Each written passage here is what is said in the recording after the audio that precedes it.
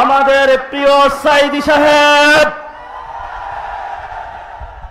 উনি একটি বিখ্যাত কথা বলেছিলেন,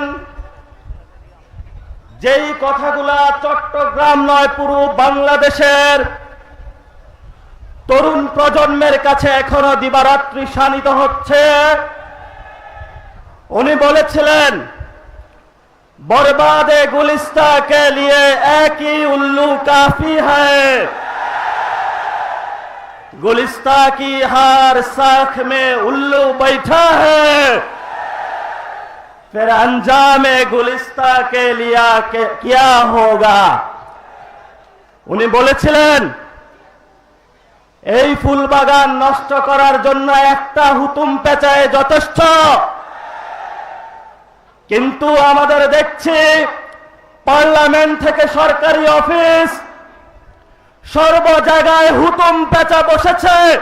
তাহলে আমার এই সুজলা সুফলা সোনার বাংলার কি হবে?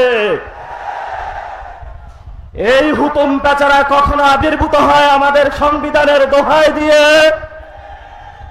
কেউ আবির্ভূত হয় চাঁদাবাজের মোড়ক নিয়ে, কেউ আবির্ভূত হয় সন্ত্রাসীর মোড়ক নিয়ে, কেউ আবির্ভূত হয় দখলবাজের মোড়ক নিয়ে, কেউ আবার মা বাপের সিম্প্যাথির কার্ড খেলে বাংলাদেশের মানুষের সামনে আবির্ভূত হয়েছে।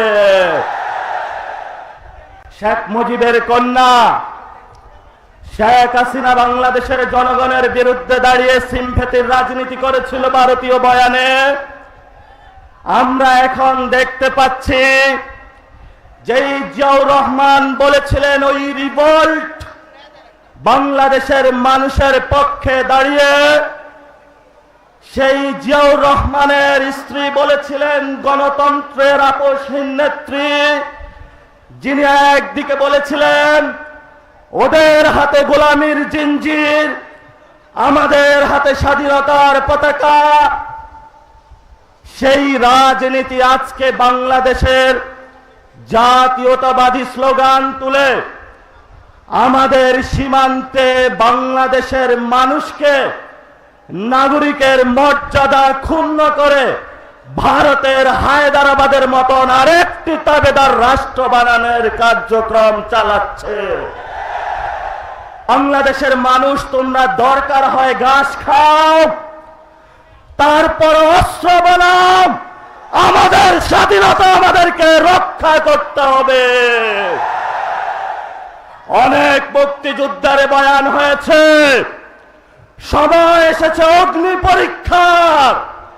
কারা বাংলাদেশের সীমান্ত রক্ষা করবে, কারা ব্যাংক রক্ষা করবে, কারা বাংলাদেশের জনগণকে রক্ষা করবে, জাতির সামনে প্রতিদিন সত্যের আলোকের মতো স্পষ্ট হচ্ছে।